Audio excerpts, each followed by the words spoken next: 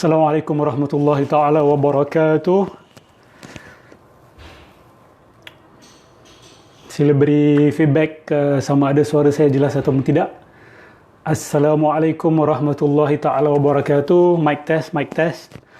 Test 1 2, test 1 2. Sila beri feedback bagi yang dah masuk, suara jelas ataupun tidak.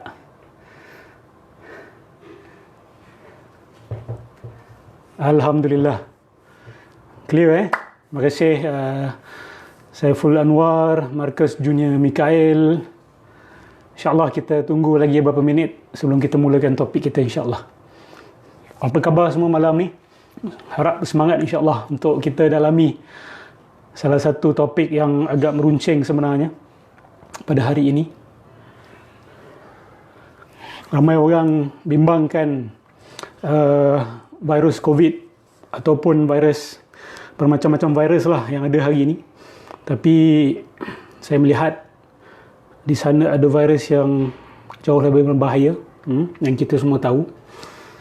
Hari ini kita akan go deep insyaAllah. Kita masuk sedalam yang kita mampu. Ini bahagian 1, saya akan sambung bahagian 2, 3, mungkin sampai bahagian Wallahualam, tak pasti lagi.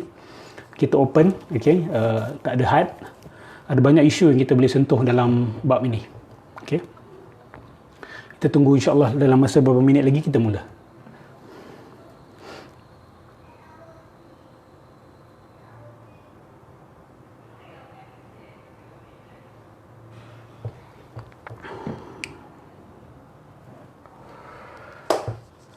Alhamdulillah, crystal clear. Kalau rasa bermanfaat, sila share di Facebook masing-masing.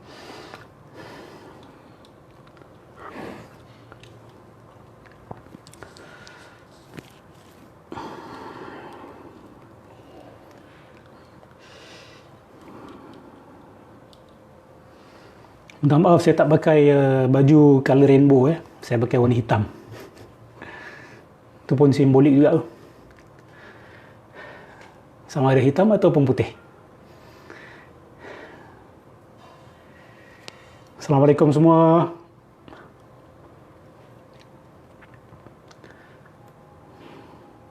Alhamdulillah, Ipoh jelas. Okey, tanpa membuang masa, kita mula dengan Bismillahirrahmanirrahim. Alhamdulillah wassalatu wassalamu ala Rasulillah wa ala alihi wa sahbihi wa man wala. Kita mulakan majlis dengan nama Allah Subhanahu wa taala. Saya bersaksi bahawa tiada Tuhan melainkan Allah dan baginda Nabi Muhammad sallallahu alaihi wasallam adalah pesuruh Allah. Kita memuji dan memuji Allah Subhanahu wa taala dengan segenap puja-pujian yang selayaknya bagi Allah. Kita mohon kepada Allah untuk menyampaikan salam dan selawat kepada baginda Rasulullah sallallahu alaihi wasallam, pada ahli keluarga baginda Rasulullah sallallahu alaihi wasallam, para sahabat baginda Rasulullah sallallahu alaihi wasallam, para tabi'in, tabi'in, para ulama, aulia, syuhada, salihin dan sekalian mereka yang mengikut jejak langkah baginda Rasulullah sallallahu alaihi wasallam hinggalah ke akhir zaman. Assalamualaikum warahmatullahi taala wabarakatuh. Amil anak kuis alhamdulillah. Farhan Syams kita pernah bertemu ke? Minta maaf saya mungkin tak berapa familiar, mungkin pernah jumpa, mungkin kenal pun tapi nama Facebook saya mungkin tak ingat. Alhamdulillah Nabi khair. Okey. Topik kita pada malam ini adalah berkenaan dengan revolusi seksual sedunia. Ada global sexual revolution. Dan bagaimana ia membawa kehancuran kepada umat manusia dengan bertopengkan slogan kebebasan dan kesamarataan. Waalaikumsalam, saya sihat alhamdulillah. Abang Mail, bila masuk Singapura tak tahu lagi bila border buka. Okey. Apa konteks perbicaraan kita pada malam ini? Kenapa kita nak buka isu sexual revolution? Okey. Kita cerita tentang konteks dekat dulu. Okey. The small context, the small issues that happen currently. Contoh di Singapura sudah bertahun-tahun mereka adakan perhimpunan Pink Dot. Okey. Tahun ni dia tak buat perhimpunan, dia buat dekat rumah saja, buka lampu warna pink. Dan di Malaysia baru-baru ni isu transgender. Okey. Dan kenyataan Menteri Agama, alhamdulillah yang saya sokong 100%, perlu dididik golongan transgender ini. Of course dengan rahmah, dengan kasih sayang, dengan keadilan, dengan cara yang paling human yang diajarkan oleh Islam. Jadi bila berlaku isu transgender dekat Malaysia ini, baru-baru ini, dan sebahagian golongan transgender ni agak over lah cara mereka, they are trying to push the limits, mereka trying to push the buttons also, supaya golongan konservatif maybe bangkit, dan mungkin ada sebahagian pihak nakkan kita marah-marah, tapi kita tak perlu untuk marah-marah. Yang penting kita perlu respon dengan seilmiah yang kita mampu. Okay, sebab masih ramai lagi yang tidak tahu sebenarnya hujahan umat Islam berkenaan dengan kenapa kita sangat menentang kempen LGBT ini sebenarnya. Okay, jadi kita lihat ada sebahagian mereka cuba menentang conversion therapy, reparative therapy, iaitu apa-apa usaha, secara psikologi ataupun secara rohani ataupun secara keagamaan untuk mengembalikan seseorang kepada jantina fitrah dia, dan kecenderungan fitrah jantina asal dia.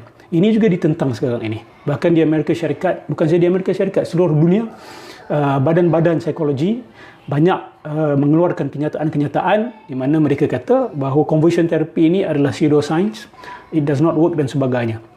Tetapi saya tidak mengikuti mazhab itu. Saya bersama-sama dengan mendiang Dr. Joseph Nicolosi, dan anak dia sekarang Dr. Joseph Nicolosi Jr. yang mengasaskan reparative therapy, dan sekarang ini ditukar nama kepada reintegrative therapy. Dia dah bantu banyak golongan LGBT untuk kembali kepada jantina asal mereka. Jadi itu adalah satu pegangan yang saya lihat hampir dengan pegangan kita sebagai umat Islam. Jadi isu transgenderism, isu seksualiti merdeka yang sudah bertapak di Malaysia ini hampir 10 tahun. Seksualiti merdeka, bagi siapa yang mungkin tak pernah dengar boleh Google. Dan baru-baru ini kecoh di kalangan penulis-penulis Yakin Institute, salah satu website yang dianggap sebagai think tank. Salah seorang penulisnya secara berterus terang mengajak umat Islam Amerika Syarikat untuk menyokong sebahagian hak-hak LGBT. Dan dia bercakap secara jelas bahawa antara yang harus disokong oleh umat Islam adalah perkahwinan sesama jenis. Dia penulis di Yakin Institute dan dia mengesyorkan perkara ini. Dia mengajak umat Islam, Muslims should, dia kata. Benda ni boleh dibaca di Yakin Institute website. Ini agak merunsingkan kita, membimbangkan kita. Apa yang diingini oleh pihak-pihak ini? Macam mana umat Islam boleh sampai ke tahap nak kena sokong gay marriage? Kan? Kita tidak ada pilihan lain ke? Abang Rahmat, jangan macam-macam. Okey, jadi ini termasuk latar belakang perbincangan berkenaan dengan isu revolusi seksual ini. Baik, sebelum saya pergi dengan lebih lanjut membincangkan tentang problem statement, sebab saya awalnya nak cerita bab ini di hujung, tapi saya tahu our attention span tak lama. 1.5 hour tak lama orang boleh tahan. Ada yang setengah jam je dah tak boleh tahan. Ada 15 minit dah tak boleh tahan. Jadi saya berharap supaya saya dapat cerita the most important point at the beginning of this session. Iaitu, apakah respons ataupun hidayah yang dibawa oleh agama Islam berkenaan dengan isu sexual revolution ini. Saya akan buat satu session khusus. Satu session khusus menjelaskan apakah panduan ataupun wahyu hidayah yang dibawa oleh Rasulullah sallallahu alaihi wasallam untuk menangani sexual revolution ni, masalah sexual revolution, tapi dalam sesi khas. Hari ini sebagai mukadimah, saya akan tu anak saya, Mutiara Iman nama dia. Dia orang pun nak join sekali. Ustaz maintain slim apa rahsia, saya pun tak tahu sebenarnya. Metabolism saya tinggi kan. Jadi Allahumma salli ala sayyidina Muhammad. Jadi sebagai pembukaan saya nak cerita berkenaan dengan ayat pertama surah An-Nisa. Saya menganggap ayat pertama surah An-Nisa, bahkan keseluruhan surah An-Nisa itu adalah mukjizat daripada Allah Subhanahu Wa Taala. Ya, kita tahu seluruh Al-Quran mukjizat, tetapi berapa ramai di kalangan kita yang sedar dan perasan bahawa seluruh surah An-Nisa itu adalah obat kepada krisis revolusi seksual yang sedang berlaku sekarang ini. Baik. Kita ambil ayat pertama. A'udzubillahi minasyaitonirrajim. Bismillahirrahmanirrahim. Ya ayyuhan nasu taqu rabbakumul ladzi khalaqakum min nafsin wahidah wa khalaqa minha zawjaha wa batha minhuma rijalan katsiran wa nisaa wattaqullaha alladzina tasaaluna bihi wal arham innallaha kana 'alaikum raqiba. Okey. Jadi, okey sayang. Ayat ini kalau kita lihat, dia, ini pandangan saya, dia merobohkan segala asas-asas falsafah ataupun prinsip-prinsip asas yang mendasari bukan setakat gerakan pro-LGBT, tetapi juga radical feminism dan of course pendakwah sexual revolution. Kita tengok. Wahai manusia, bertakwalah kepada Allah Subhanahu wa taala yang telah menciptakan kamu daripada satu jiwa. So it begins with one. Bermula dengan satu jiwa. Allah tak terus cipta Nabi Adam dengan Sayyidatina Hawa. Allah cipta Nabi Adam dulu. Betul tak? Wa khalaqa minha zawjaha. Dan daripada Nabi Adam itu diciptakan Sayyidatina Hawa. Ini penting untuk kita faham. Sebab bila kita nak bercakap isu kesamarataan total antara lelaki dengan perempuan, ayat ini sudah mematahkan kesamaan total itu. Okay? There's no such thing as kesamarataan antara lelaki dengan perempuan. Allah cipta Nabi Adam dulu. Ini tafsiran para ulama. Nafsin wahidah itu satu jiwa.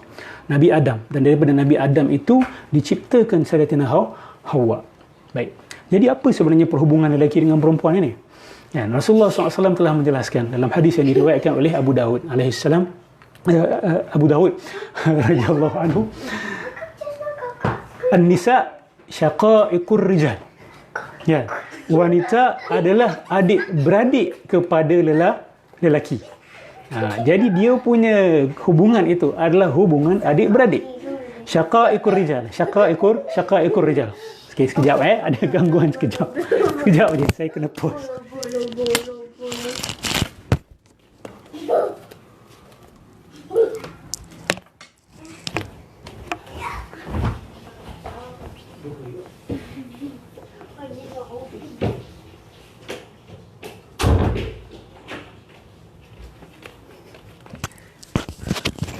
Minta maaf ada gangguan teknikal sikit. Okey. Jadi perhubungan antara lelaki dengan perempuan adalah syaqiq. Dia adik-beradik pada awalnya. Ini secara kiasan of course. Okey. Kenapa saya kata perhubungan adik-beradik? Dan kenapa Rasulullah SAW menekankan isu an-nisa syaqa'iqur rijal?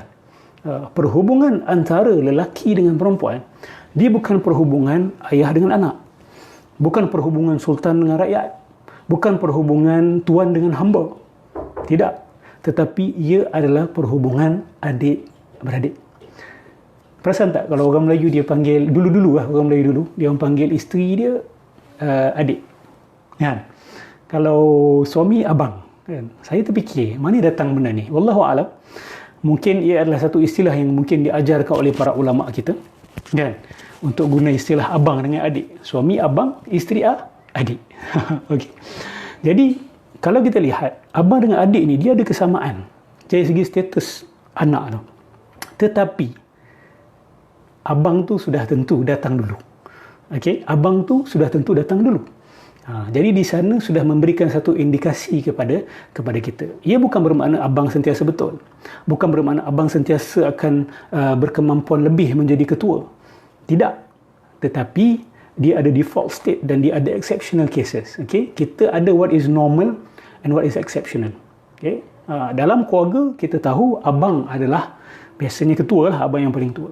Tapi tidak dalam semua keluarga. Ada keluarga yang dia ada exceptional case. Adik dia lebih pandai, adik dia lebih baik, adik dia lebih berani. Maka adik dia boleh mengambil beberapa tanggungjawab yang tidak mampu dijalankan oleh abang dia. Jadi perhubungan ni penting untuk kita faham. The relationship between men and women. Kemudian apa? Wa khalaqa minha zawjaha wa batha minhuma rijalan katsiran wa nisaa. Dan daripada kedua ini Allah Subhanahu wa taala tebarkan banyak lelaki-lelaki dan perempuan. Lihat di sini, anak hanya boleh terlahir daripada perhubungan lelaki dengan perempuan. Bukan lelaki dengan lelaki ataupun perempuan dengan perempuan. Okey. Sebahagian golongan LGBT ini, mereka mendakwa Kami tak perlu untuk procreate sebab kami boleh adopt. Kan? Kami boleh adopt. Tapi bagi saya, itu adalah satu bentuk hipokrisi sebenarnya. Tak jujur. Kamu kata dunia ni boleh survive, ataupun makhluk manusia ni, spesies manusia ni boleh survive bila lelaki cari lelaki dan perempuan cari perempuan. Tapi bila kamu nak anak, kamu terpaksa cari hasil daripada persenyawaan benih lelaki dan perempuan. You still need men and women. Walaupun kamu kata kamu boleh adopt. Okay, mungkin di masa hadapan boleh buat, sekarang pun dah boleh buat sebenarnya, surrogate kan, surrogate mother. Kamu berikan benih kamu dan tak tahulah perempuan yang mana, mungkin kamu tak kenal langsung, dia akan kandungkan anak kamu. Kemudian bila anak itu lahir, dibagi kepada mungkin pasangan gay tersebut. Tapi tetap terpaksa menggunakan seorang wanita. Ini bagi lelaki, homoseksual lelaki. Akhirnya you still need women, okay, untuk anak. You still need them. So this is a point to ponder. So Allah kata daripada lelaki dan perempuan, persenyawaan benih mereka itu dan telur wanita, benih lelaki dan telur wanita, akhirnya barulah keluar lelaki dan perempuan-perempuan. Kemudian datang punchline dia. Wattaqullaha allazi tasaaluna bihi wal arham. Subhanallah. Dan bertakwalah kepada Allah. Allah ulang 2 kali takwa. Takwa pertama, takwa kedua. Bertakwa kepada Allah Subhanahu wa taala, allazi tasaaluna bihi wal arham. Yang mana dengan nama Allah itu, kamu masing-masing meminta hak kamu. Tasa'aluna bihi. Kalau kita buka tafsiran para ulama, inilah tafsiran dia. Maksud dia, orang-orang beragama ni, bila dia nak menuntut hak dia, dia akan kata, by Allah, in Allah's name, wabillahi, kan, dengan Allah, berikan hak aku. So, tuntutan hak itu mesti berkait dengan kepercayaan kepada Tuhan. Sebab tuntutan hak ini tidak ada makna jikalau hak itu tidak datang daripada autoriti yang lebih tinggi daripada manusia. Dan kalau tidak, sesiapa saja boleh dakwa ini hak saya, ini hak saya. Siapa yang benar-benar menentukan dakwaan awak bahawa yang tertentu itu adalah hak awak adalah benar, dia mesti datang daripada autoriti yang lebih tinggi daripada manusia itu sendiri. Jadi nak menuntut hak boleh, tetapi sudah tentu tuntutan hak itu bergantung dengan apa yang Allah Subhanahu wa taala telah tentukan untuk kita sebagai manusia. Wattaqullaha allazi tasaaluna bihi wal arham. Okey, kamu saling menuntut hak dengan nama Allah Subhanahu wa taala. You remove God out of the equation, kamu keluarkan Tuhan, kamu keluarkan Allah daripada equation, tidak ada erti perkataan rights itu. Okey, siapa yang give you rights? Some people say my body my right.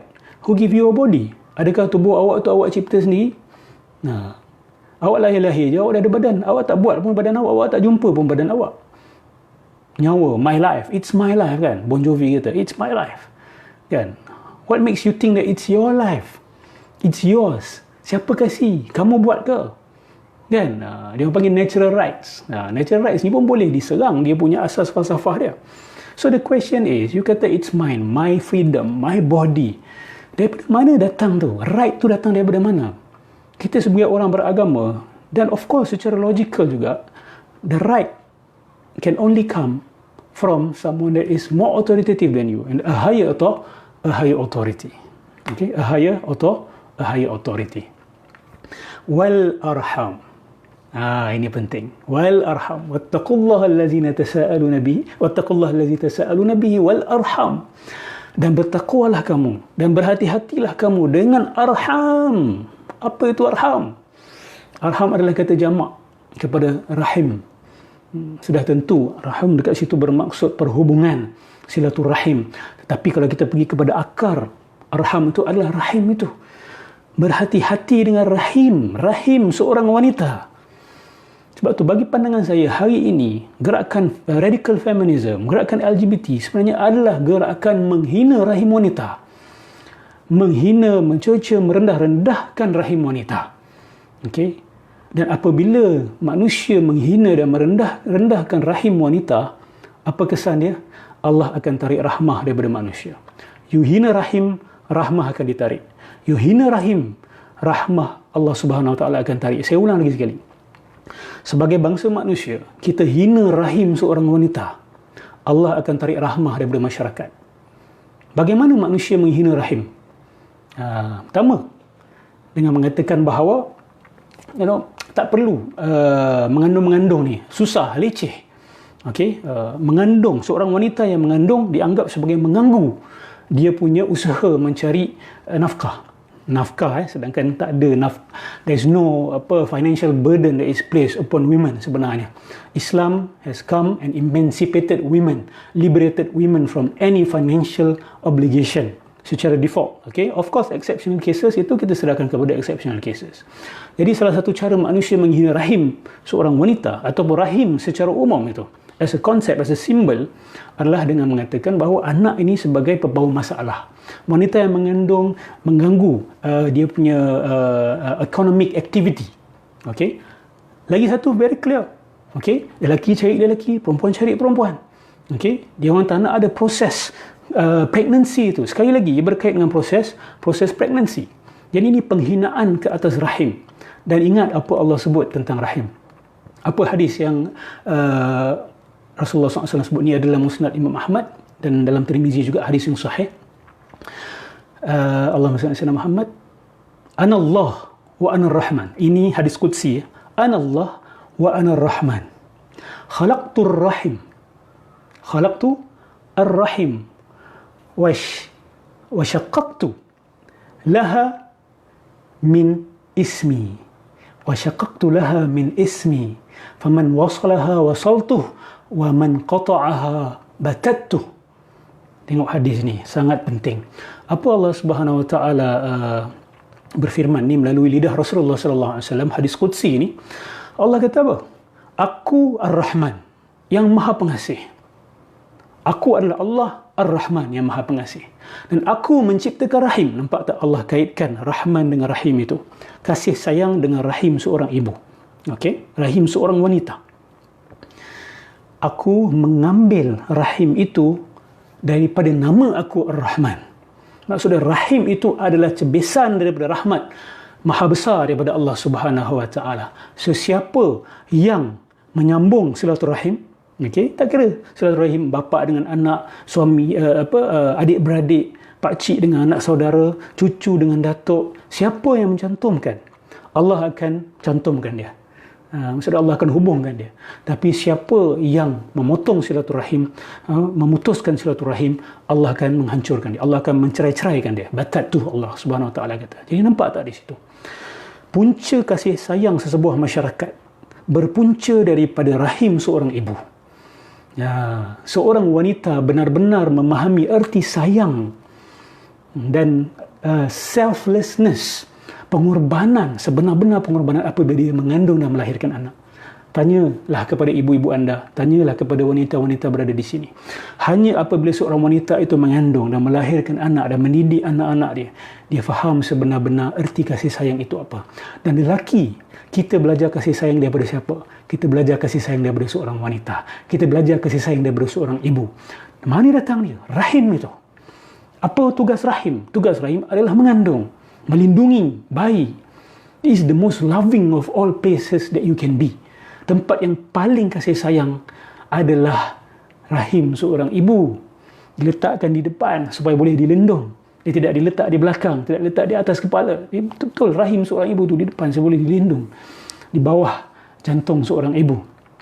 Jadi, sebuah masyarakat yang menghina rahim, yang memandang enteng kepada proses perkahwinan, yang memandang hina kepada wanita yang mengandung, menganggap mereka sebagai masalah dan sebagainya. Okay? Yang Allahumma salli ala sayyidina Muhammad, yang menggalakkan transgenderism, seorang wanita yang dilahirkan dengan rahim, benci kepada rahim dia, nak jadi lelaki. Ini semua penghinaan kepada rahim. Dan ingat amaran Allah Subhanahu Wa Taala, jikalau kamu memotong rahim itu, memutuskan silaturahim itu, Allah akan potong kamu. Maksudnya Allah akan cabut, Allah akan tarik rahmah daripada masyarakat itu. Dan kita lihat kesan sexual revolution adalah rumah tangga berantakan, anak-anak habis berkeliaran, tidak ada orang jaga, orang kata fatherless families. This is a crisis, this is a serious crisis. Ibu-ibu pun anak lahir terus campak kepada caretaker ataupun kepada childcare, kan, kerajaan yang jaga. Mak kerja lahirkan, lepas tu biarkan macam tu. Jadi loveless society, we are living in a lifeless age. Okey, siapa yang dalam bidang sosiologi, salah satu kajian yang top sekarang ni adalah tentang loneliness studies. Loneliness. This is happening around the world. People are complaining, people are saying that they are lonely. This is the most loneliest era in human history. Kenapa manusia rasa bersendirian? Kenapa manusia rasa keseorangan? Sebab cinta, kasih sayang itu telah pudar. Kenapa kasih sayang telah pudar? Bagi pandangan saya, salah satu puncanya adalah krisis revolusi seksual sedunia yang sedang berlaku. Yang telah berlaku beratus tahun sebenarnya, tapi 50 years ago, it just escalated. Okay, so malam ni kita akan cerita sejarah dia serba sedikit. Baik, kalau kita lihat surah Nisa juga, dia ada bagi saya mukjizat. So of course, seluruh Al-Quran tu mukjizat. Tapi kita tak akan rasa kemukjizatan Al-Quran ni kalau kita tak buat kajian. Dan kalau kita lihat seluruh surah Nisa itu sebenarnya, everything dalam surah Nisa itu, okay, it is an antidote for the crisis of sexual revolution that we are facing today. Okay. Allahumma salli ala Sayyidina Muhammad. Now, saya janji tadi, saya nak cerita berkenaan dengan gambar yang saya post. Okay. Of course, sekarang tak susah untuk cari sumber gambar tu. Okay. Of course, gambar itu menggambarkan berkenaan dengan revolusi Perancis. Dan gambar tu bukan gambar dia drawing a real scene. Tidak. Gambar itu adalah simbol. Dia adalah perlambangan kepada sesuatu. Apa sesuatu itu? Kalau kita kaji berkenaan dengan sejarah French Revolution, dia punya main slogan ada 3. Okay. Liberty, Equality, Fraternity. Okay, saya macam faham dia berbual Perancis ni. Liberty, Equality, Fraternity. Tak tahulah betul ke salah membat dia kan. Arda semua kita tukar lain. Okay. Declaration dia lah Droit le Homme. Tak tahu macam nak sebut tu, Izhar Rahman.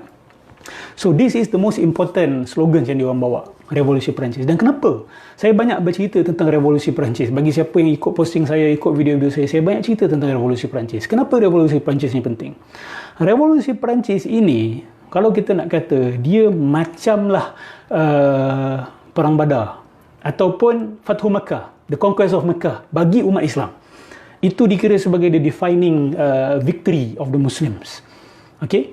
Jadi Barat ni, dalam proses mereka nak membuang gereja, nak membuang institusi monarki ataupun institusi kesultanan, dia punya peak of victory or peak achievement adalah penubuhan the Republic of France, iaitu revolusi Perancis, terhasil daripada revolusi Perancis. Kita boleh kata revolusi Perancis ni sebagai satu batu asas kepada sejarah Barat moden. It begins there, 1789.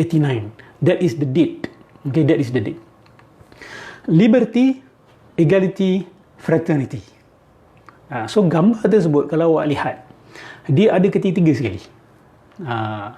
Watak utama dalam gambar tersebut, Waalaikumsalam, Amin Ber, watak utama dalam gambar tersebut adalah wanita yang kat tengah-tengah tu. Bagi siapa yang tak tengok, boleh tengok sekejap dekat saya punya Facebook. Okay, saya letak gambar tu tentang revolusi Perancis. Watak utama adalah wanita kat tengah tu. Siapa wanita itu? Dan apa baju yang dia pakai? Saya ada gelapkan bahagian tengah dia tu. Kenapa saya gelapkan? Sebab dia gambar itu dia terdedah, dia punya buah dada ni terdedah. Sengaja dilukis begitu untuk menggambarkan sesuatu. Okey. Dan siapa perempuan itu? Perempuan itu dipanggil sebagai Marianne. Okey, Marianne ke Marianne ke, wallahu alam, saya tak pasti sebutan dia macam mana. Dan siapa Marianne ni? Marianne ni adalah a symbol of France itself. Okey, a symbol, satu lambang kepada Perancis. Yang mereka menggunakan wanita sebagai lambang itu untuk menunjukkan, okey, untuk menunjukkan macam-macam perkara. Marianne ini dipanggil sebagai goddess, sebagai Tuhan. Okay, Tuhan female, a female god, of course is a goddess. Okay, dan dia disembah tapi secara tidak langsung. Okay, sembahan ni tak semestinya awak bawa joystick ke, awak sujud ke depan patung ni, tak semestinya. Sembahan itu bermaksud awak menjadikan sebuah falsafah ataupun sebuah slogan itu sebagai apa kita kata, sesuatu yang unchallengeable, sesuatu yang tidak boleh dicabar, sesuatu yang tidak boleh dipersoalkan lagi. Siapa yang persoal, hantar gilotin, pancung kepala dia. Okey, dan semua orang kena ikut Itu dah jadi macam menuhankan sebuah konsep, idolization of a concept. Okey, kita jadikan dia sebagai idol, sebagai patung. Jadi mereka gambarkan sebagai seorang wanita yang bare-breasted, panggil bare-breasted. Okey, kenapa dia orang buat gambar macam tu, bare-breasted? Jelas dalam gambar tersebut sudah ada bibit-bibit gerakan feminisme radical feminism. Okey, lihat dalam gambar tersebut, wanita itu mengambil tempat sebagai panglima perang. Dia bukan askar biasa, dia panglima.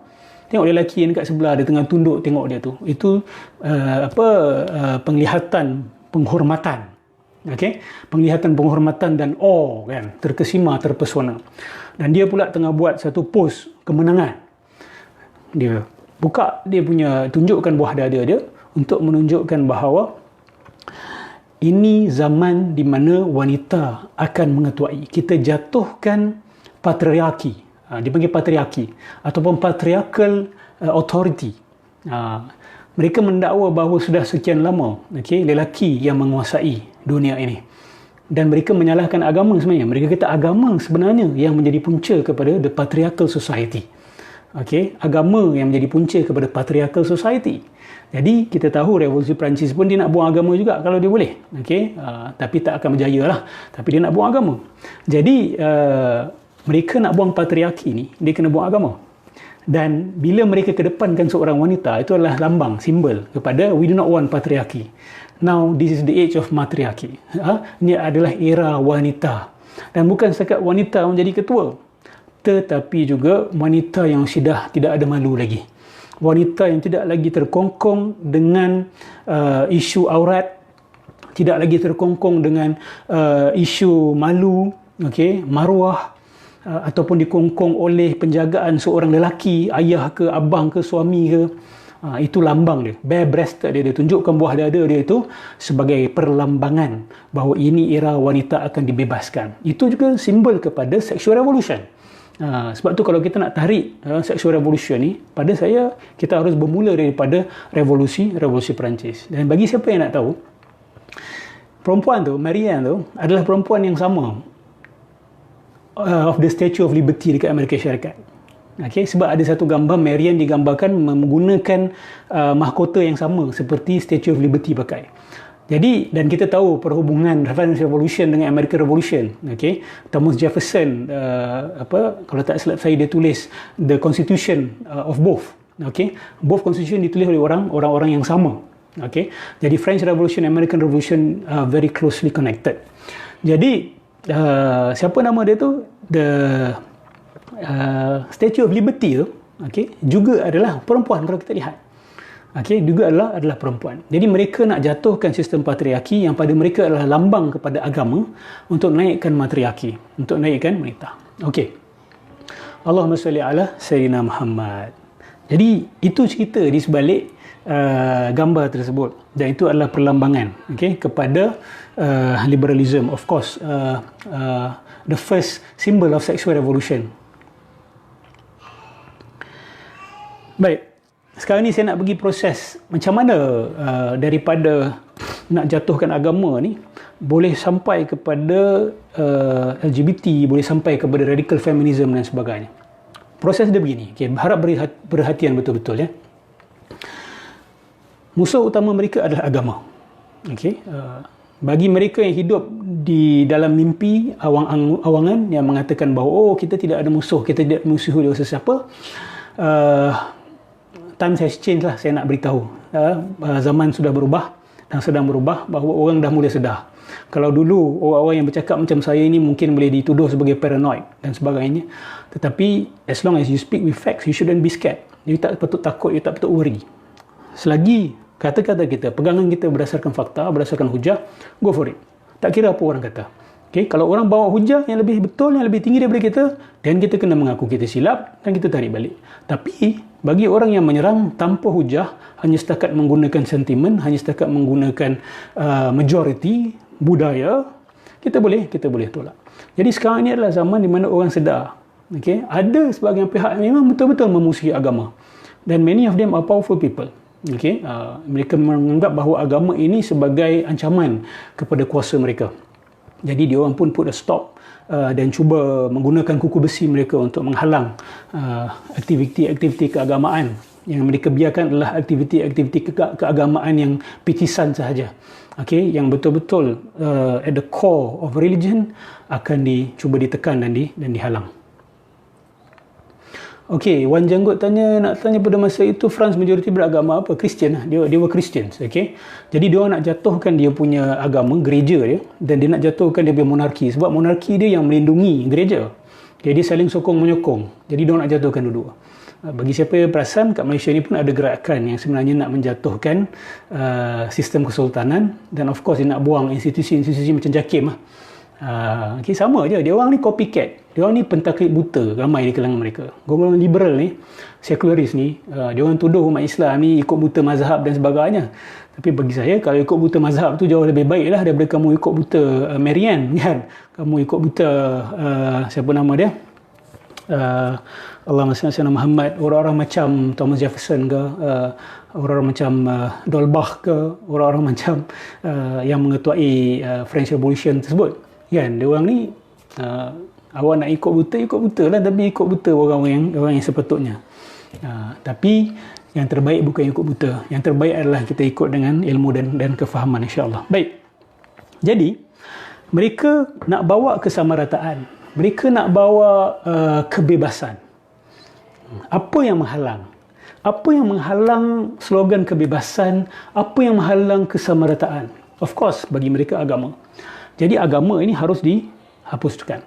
Tetapi agama amat payah untuk dihapuskan jikalau salah satu perkara yang agama halang itu masih dibiarkan terhalang. Diorang tak tahu lepas French Revolution bawa kepada reign of terror, betul? Especially dekat 11D kan. Dia orang bunuh orang-orang yang tak setuju dengan mereka. Mereka dakwa liberty kan, bebas kan, freedom of conscience, freedom of thought, freedom of expression. Bullshit semua ni kan. Dia orang hanya double standard lah. Bagi orang yang sokong dia orang dia kasih, yang tak sokong dia tak kasih. Bahkan dia orang gilotin, dia orang pancung kepala dia orang. 11D tu sampai jadi merah dengan kepala-kepala banyak yang dipancung pada waktu itu. Berlaku perdebatan di Perancis beberapa tahun lepas sama ada nak sambut the riot or the revolt of 11D ni sebagai apa sebenarnya, sebagai genocide ataupun sebagai the official story lah kan. Of course they wouldn't call it genocide, tapi kalau tengok betul-betul it's a genocide. Itulah permulaan tamadun barat moden. Sedangkan kita tahu permulaan secara rasmi tamadun Islam zaman Rasulullah SAW adalah izhabu antum tulaqa, Nabi kata kepada orang-orang musyrikun Mekah, betul tak? Nabi kata pergilah, sungguhnya kamu dilepaskan. Kasih sayang. Rasulullah SAW menjaga keamanan, tapi French Revolution dia dikotori dengan darah. Walaupun mereka dakwa mereka bawa progress, mereka bawa liberty, fraternity, itu semua hanya maaf katalah it's pure bullshit. Pure bullshit, we have to say. So kita tolak mereka bukan sebab kita tolak buta-buta, kita ni emotional ke, ta'assub ke, tidak. Kita tolak sebab you have nothing better to offer us actually. Maybe you have some aspects yang bagus, tetapi better than what Islam has to offer, I'm sorry. Dan kita bukan bercakap ni berdasarkan sentimen, tetapi berdasarkan fakta dan berdasarkan ilmu, dan kita ada hujah untuk pertahankan. So, Allahumma salli ala Muhammad. Jadi nak hancurkan agama, salah satu perkara yang kita kena hancurkan adalah kekangan agama kepada seks. Sebab kita tengah cerita pasal revolusi seksual, betul tak? Jadi kena hapuskan kekangan agama kepada seks. Seks ni harus dibebaskan. You need to liberalize sex. Liberalize sex. Sebab takkan dia orang nak ikut agama kan? Agama kata-katanya mengawal seks. Mengawal ni bukan bermaksud diktatorial. Tidak. Mengawal ni sebab agama tahu. Khususnya Islam, kita tahu the power of sex. Seks ni adalah satu perkara yang manusia cari. Satu perkara yang manusia cari, tetapi kalau ia tidak dikawal, dia akan jadi nuclear bomb. Social nuclear bomb. Dia akan merosakkan masyarakat dengan skala yang begitu besar. Jadi Allahumma salli ala Muhammad, dia orang kena liberalize sex. But the problem is, sex will never be liberalized if you do not liberalize women. Kamu tidak akan mampu membebaskan seks kalau kamu tidak mampu membebaskan wanita. Jadi apa mereka buat? Mereka kena bebaskan wanita. cara mereka adalah dengan membebaskan wanita daripada malu-malu, maruah, konsep aurat. Kita tengok dulu dekat barat pun dia ada wanita, dia orang pakai tudung kan, especially during the Victorian era kan. Pada zaman itu wanita-wanita mereka masih berbangga dengan kehormatan diri. Okay, this is I have to tell you, barat ni dia tak suddenly saja become macam hari ni tau kan. Katanya tok nenek kita dulu kan, yang mungkin pernah pergi Eropah dan sebagainya, Europe is not like this. Apa berlaku? Dia berlaku pada 1960s tu. Ini kita akan cerita selepas ni apa berlaku 1960s. Dan of course French Revolution is the seed. Tapi yang betul-betul kita panggil sebagai the era of sexual revolution adalah 1960s tu. Okay, dan lepas tu baru kita lihat all these things meletup-letup kan. Pornografi jadi benda biasa. Okay, promiscuity, having sex out of marriage, zina dah jadi benda biasa. Kondom jadi benda biasa. Okay, dia berlaku di zaman kita. Isu Freemason ni saya pernah cerita. Okay, isu Freemason ni isu penting. Tapi I do not wish to speak more about it. Okay, jadi nak liberalize perempuan kena hilangkan rasa maruah, rasa kehormatan diri, nak jaga aurat. Sebab tu tadi Marianne dia bare-breasted, dia buka, tunjukkan payudara dia sebagai perlambangan bahawa now we are free. Kita tidak terkongkong oleh agama lagi, oleh the patriarchal hierarchy of the patriarchy. Kita bebas. Okay, kita tak payah nak jaga aurat kita semula. Kita bebaskan diri kita. Okay. Jadi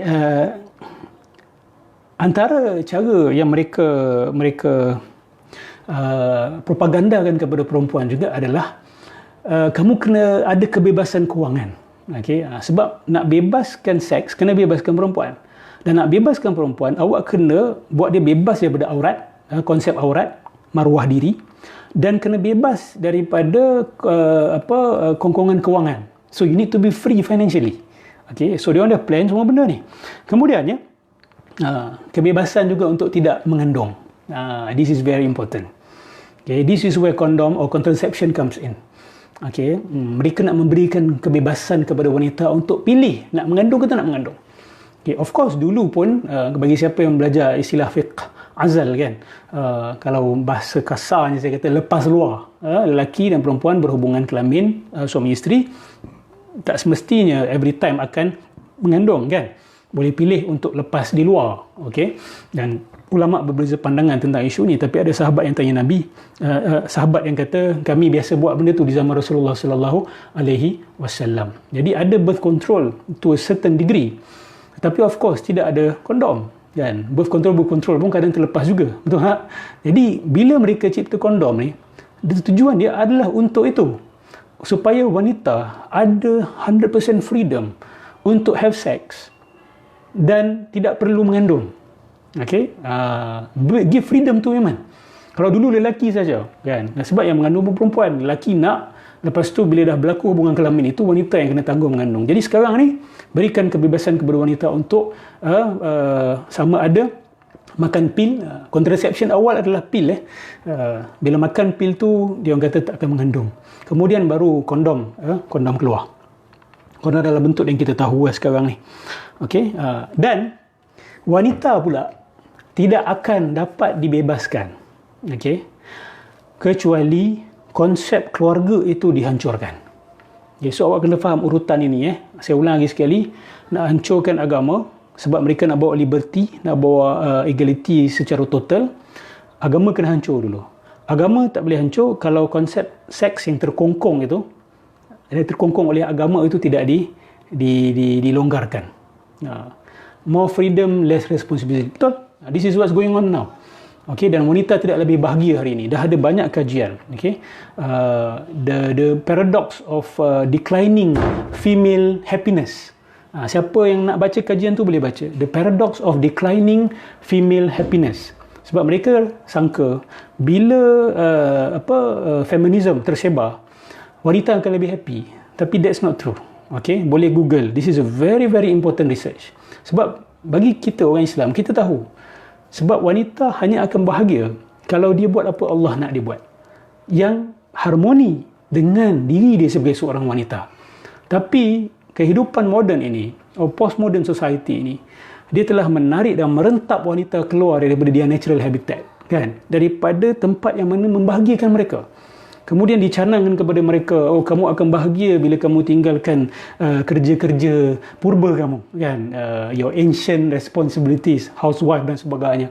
Tapi adakah wanita lebih bahagia hari ini? Kena juggle macam-macam. Dahlah ada kerja, lepas tu balik kena tengok anak, lepas tu ada suami. Sebab tu banyak wanita hari ini kena depression dan sebagainya. Okay? Kena depression. Saya faham sangat kenapa. It's mencanak hari ni. Sebab kalau tanya, ya Allah, kakak kena pergi kerja, kakak pun kena bayar kereta setengah, kakak pun kena bayar rumah juga. Dalam masa yang sama, kakak kena jaga anak bila balik, kakak kena masak, lepas tu kakak kena layan suami pula malam-malam. Macam mana tak putus wire? Okay? Inilah yang dibawa oleh feminism radikal, okay? Yang kesan dia amat buruk kepada, kesan buruk dia amat besar kepada wanita. Jadi nak pecahkan kebebasan perempuan, kena pecahkan konsep keluarga itu dulu. Sebab konsep keluarga ni yang orang faham, kan, konsep keluarga, konsep perkahwinan ini, marriage and family, harus dipecahkan. So itu yang dia orang bawa, idea dia bukan tak perlu nak kahwin lah, kahwin is problematic lah, it's just a vow that you sebut dengan mulut. It doesn't mean much. Okay, it doesn't mean much. Ni yang mereka dakwa. Kemudian mereka kritik housewife, kan, pada early 1950s, 1960s. Teruk dekat barat mereka hentam kerja housewife ni, suri rumah, kan. Mana-mana wanita yang bertugas sebagai suri rumah akan dibuat sampai rasa inferior, rasa hina diri, berbanding dengan wanita yang mungkin bekerja di luar, jadi CEO ke ataupun business women ke, dipandang lebih tinggi daripada seorang wanita yang kerja sebagai suri rumah. Macam hari ni juga, kan, bila kita cerita tentang Sayyidatina Khadijah, kan, orang banggakan Sayyidatina Khadijah business woman.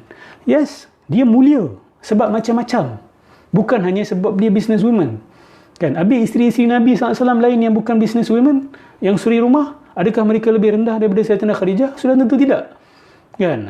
Mungkin dia ada kepakaran, dia ada tanggungjawab tertentu, mungkin dia warisi bisnes tersebut daripada keluarga dia, kita tak tahu. Sayyidatina Aisyah bukan business woman, Sayyidatina Juwairiyah, kan, isteri-isteri Nabi SAW bukan businesswoman. Jadi dia mencanangkan, oh, Sayyidatina Khadijah juga businesswoman, sampai semua ramai perempuan nak jadi businesswoman juga. Habis rumah siapa nak jaga? The micro society tu siapa nak jaga? Kan, semua orang kata, oh, saya nak keluar, saya nak menyumbang kepada masyarakat, kan. Wanita pun kata, saya nak menyumbang kepada masyarakat. Anak kamu kat rumah tu bukan masyarakat kah? Mendidik anak kamu kat rumah tu bukan menyumbang kepada masyarakat? So kadang-kadang kita bercakap, kita tidak fikir, kan. Kadang ada lelaki pun sama juga, minta pergilah keluar, sumbang sikit pada masyarakat, sumbang pada ekonomi masyarakat.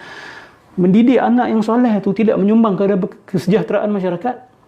Bahkan rakyat yang baik, rakyat yang soleh, sudah tentu juga akan menyumbang kepada GDP negara, akan menyumbang kepada kewangan negara juga. Sebab tu kekufuran ini ataupun sistem kekufuran ini, dia short-sighted. Dia sangat pendek pandangan dia. Tapi kadang-kadang kita tak perasan sebab kita terpesona dengan dia orang punya packaging. Tapi content dia ataupun the core tu kadang-kadang sepatutnya kita fikirkan dengan dalam sebenarnya. Tapi kita biasanya gagal sebab ada inferiority complex, intellectual surrender kepada mereka. Jadi Allahumma salli ala Muhammad, mereka buat suri rumah ni sebagai satu profesi yang memalukan. Kan, awak kerja apa? Oh, saya suri rumah aje. Tapi kalau I'm a CEO of a company, oh, bangga, kan. Orang tu tapi kalau kata suri rumah, dikatakan dengan malu-malu. Ini dululah 1950, 1960. Saya harap umat Islam, wanita-wanita Islam kita cakap dengan bangga, saya adalah manager dalam rumah saya. Saya pendidik. Saya membesarkan anak-anak supaya insya-Allah anak-anak saya menjadi rakyat-rakyat yang menyumbang kepada kesejahteraan dunia dan akhirat manusia lain. Okay? Say it proudly. Okay? Dia bukan kerja yang lebih rendah daripada kerja presiden. Kan? Mungkin kita ada presiden wanita di Singapura, kan? Mungkin rasa, oh, dia presiden, dia lebih. Tak semestinya. Awak kalau jadi seorang ibu, seorang isteri rumah yang betul-betul menjalankan tanggungjawab awak, makam seseorang tu hanya Allah Subhanahu Wa Taala yang tahu.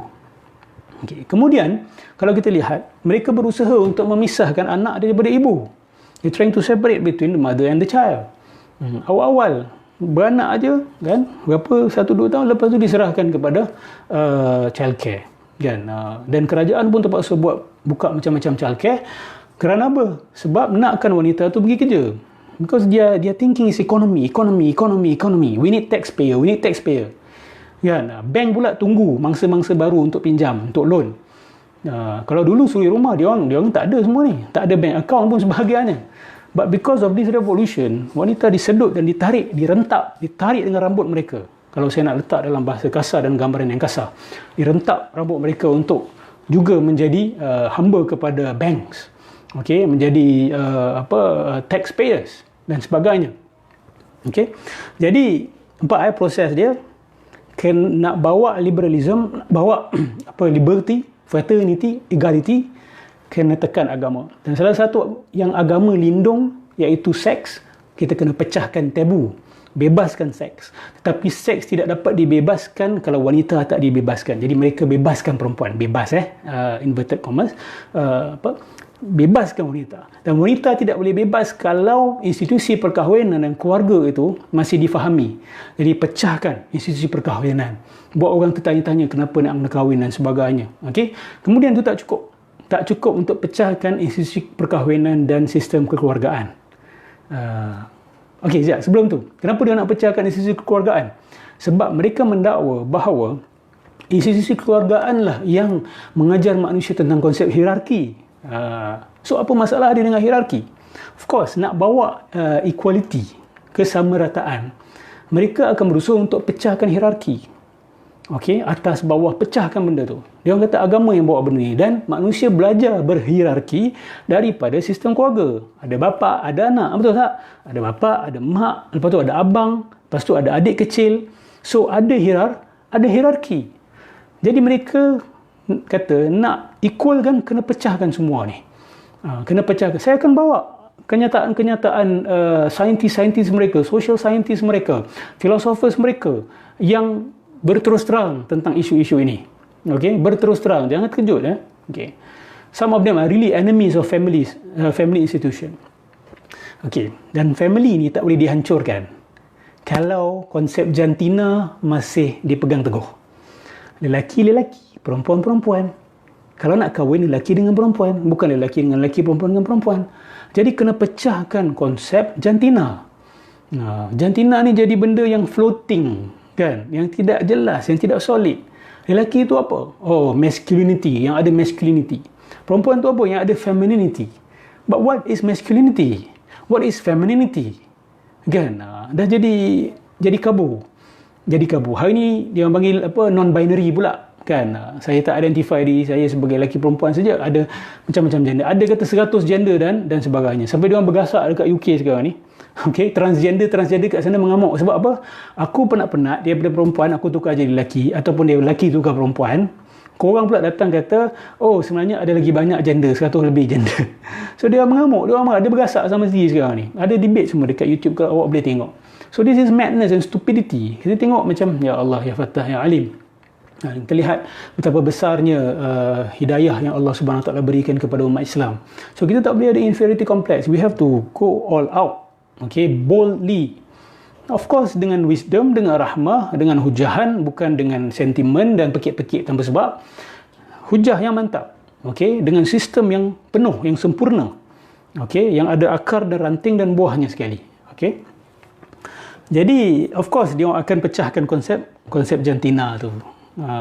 Okay, sekarang ni kita cerita sikit tentang 1960s ya. Okay. 1960s ni, apa antara penyebab berlakunya revolusi seksual pada era tersebut? Dia ada 3 sebab yang saya senaraikan. Okay? Yang pertama sekali, of course, 1960s ni pegangan orang barat kepada agama pun sudah semakin lemah. Of course, dia bermula dah beratus tahun. It's just getting weaker and weaker and weaker. Sampai hari ni kita tengok betapa teruknya krisis keagamaan di sana. Okay? Jadi, of course, itu satu. Dan bila manusia jauh daripada agama, jauh daripada perhubungan dengan Tuhan, jauh daripada mencari kenikmatan maknawi, manusia terpaksa akhirnya mencari kenikmatan jasmani. Okay? Materialistic pleasures. Itu saja jalan keluar yang manusia ada untuk mencari makna dalam hidup ni. They do not know spiritual happiness ataupun meaning. So instead, they find material ataupun pleasure. So terpaksalah beralih kepada hedonistic pleasures. Okay, kenikmatan-kenikmatan yang Allah Muhammad yang bersifat hedonistik. What about the men, Ustaz? Has the men lost their manliness too because of their propaganda? Of course. Saya akan cerita khusus tentang lelaki. I don't think it's tonight. Okay, sebab dia ada problem yang kita panggil sebagai, kalau di barat dia dah ada term, dia panggil man child, lelaki budak. Pembudakan lelaki. Lelaki dah jadi macam budak-budak sekarang ni, tak matang-matang. Dah umur 30 tahun pun perangai masih budak 12 tahun. 40 tahun pun masih budak 15 tahun. So this is not only in the east, also in the west. This is a problem. Okay, lelaki sudah hilang kelakian dan pertanggungjawaban. Okay, dan sebab dia macam-macam, tetapi salah satu punca besarnya adalah sexual revolution ini. Okay, sexual revolution ini menyebabkan lelaki menjadi kanak-kanak.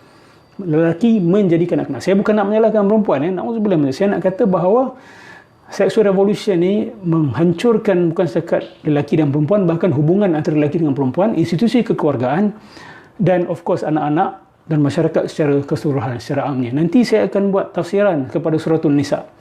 Saya akan jelaskan sesuatu. Kalau kita perasan, lepas ayat pertama Suratul Nisa tu, Allah terus beralih kepada tentang anak-anak yatim.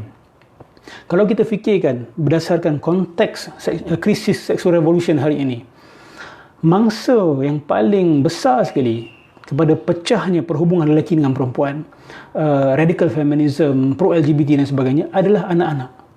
Kita tak mau cerita tentang the abortion rate, okay? Pengguguran anak-anak. Okay? Orang kata halal gugur, Ustaz, Islam pun halal gugurkan. The problem is, mereka ada krisis pengguguran after 16 weeks of gestation. Maksudnya anak tu sebenarnya dah hidup dah, tapi digugurkan. Maksudnya this is infanticide, pembunuhan bayi in millions. Okay, sebab apa? Orang nak adakan hubungan seks tapi tidak mahu bertanggungjawab.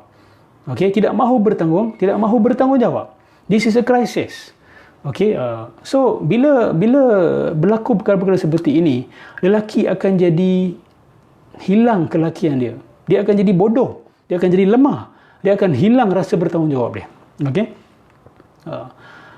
probably because men has lower testosterone, which is why men stop being the man. Okay, ini pun salah satu sebab juga.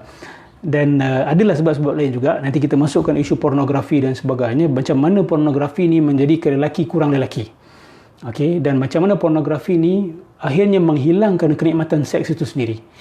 Berapa ramai di antara kita yang sedar sekarang ni manusia menghadapi krisis dipanggil sebagai sexual recession. Sexual recession. Kita mungkin menganggap seks ni begitu aktif berlaku dalam dunia sekarang ni. Banyak orang sedang berzina sekarang ni. Memang betul, perzinaan sedang berlaku, banyak berlaku.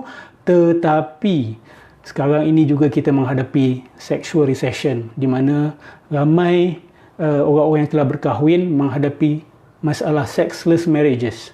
Perkahwinan-perkahwinan yang tidak ada seks.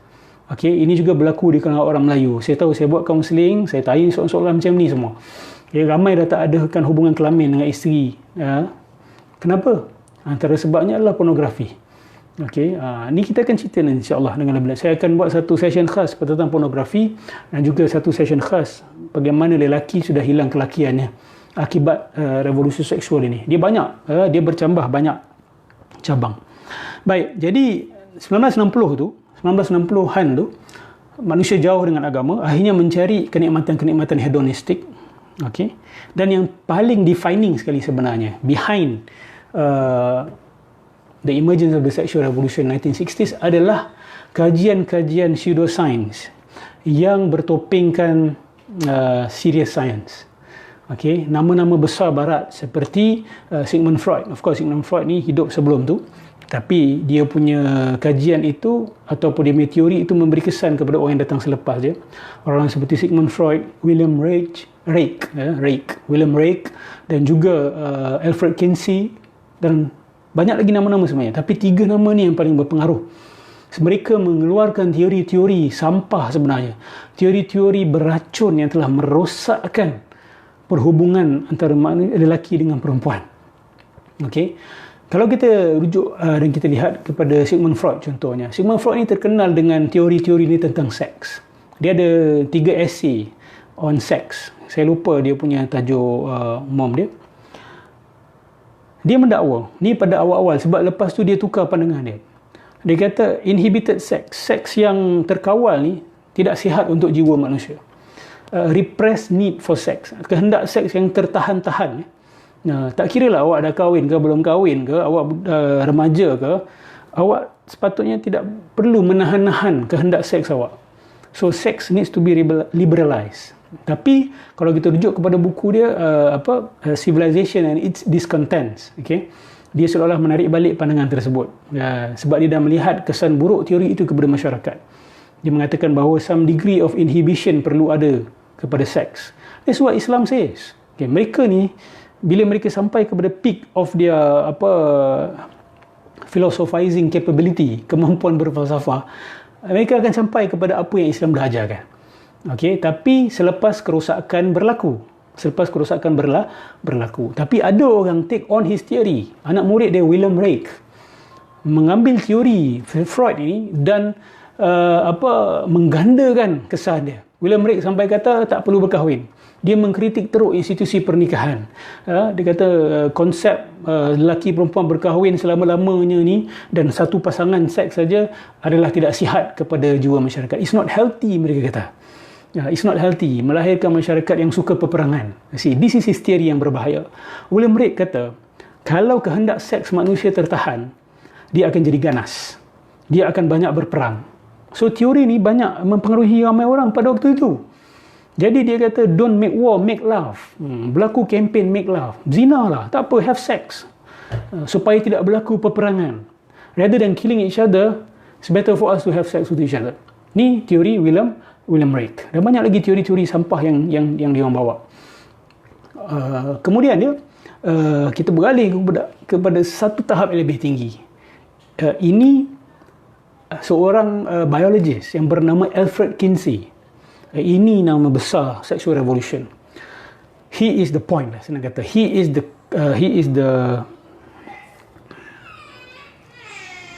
kita nak kata the real trigger lah for the sexual revolution. Sebab dia keluarkan dua buku. Sexual behavior in human male dan sexual behavior in human female. Kedua-dua buku ini seolah-olah macam satu nuclear bomb kepada barat. We cannot imagine how much suffering these books have inflicted on their people and the people around the world. Kesengsaraan yang benar-benar sengsara sebenarnya. Teori dia apa? Dia buat kajian berkenaan dengan seks, okay? Human male, human female. Of course, daripada baca tajuk kita tahu dia ni evolutionist. Dia Darwinist yang melihat manusia ni tidak ada beza. He's just a mammal, okay? As a more evolved monkey, kan? Jadi dia kaji tentang seks. Jadi antara dapatan-dapatan dia, dia kata bahawa sebenarnya there's no such thing as sexual abnormality. There's no such thing as seks yang abnormal. Contoh dia, heterosexual, dia kata, it's not something yang normal, dan homosexuality is not considered abnormal. Ataupun bestiality, ataupun incest, ataupun whatever jenis seks yang ada kat luar tu, dia kata there's no such thing as abnormality. Sebab dia mendakwa, bila dia buat kajian, dia dapati bahawa semua orang ada some sexual deviancy. Bahkan pedofil juga. Dan hari ini telah keluar kes-kes tentang Kinsey ini. Mereka dapati bahawa dia abuse banyak budak-budak ketika dia buat kajian ini. Okay? Bahkan dia employ pedophiles yang melakukan hubungan seks dengan budak-budak, dan dia suruh dia orang rakam dapatan-dapatan mereka. Bila budak-budak ni orgasm, bila apa yang dia orang cakap, apa yang dia orang rasa dan sebagainya. Bahkan mereka cuba orgasmkan budak umur 4 bulan kalau tidak silap saya. Okay, budak umur 5 tahun dia orgasmkan dan sebagainya. Of course, what did they do? They use oral methods. They are actually raping the children, merogol kanak-kanak. This shayatin. Okay, these people who are so-called the founders of modern sexuality, dia orang ni sebenarnya adalah predators. Alfred Kinsey ni orang yang tak betul, dia ada masalah. Okay, dia pernah sunatkan diri dia sendiri tanpa anestetik. Okay, dia ambil pisau, dia potong dia punya kulit ni sebagai satu didakwa sebagai cara untuk dia melepaskan some of his sexual fetish. Dan dia juga pernah ikat dia punya testicles, okay, dan dan dia ikat dekat atap, dia diri atas kerusi, kemudian dia lompat untuk merentap dia punya testicle tu. Ya, lelaki kalau dengar, kita akan cakap, kan, gila dia ni, dia tak betul, tapi dia menjadi antara asas rujukan.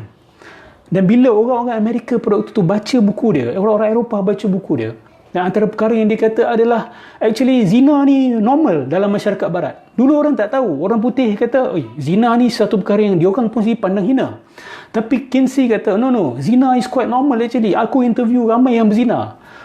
Dah keluar exposure ini, mulalah orang-orang yang ada keinginan tu, I shouldn't miss the bus.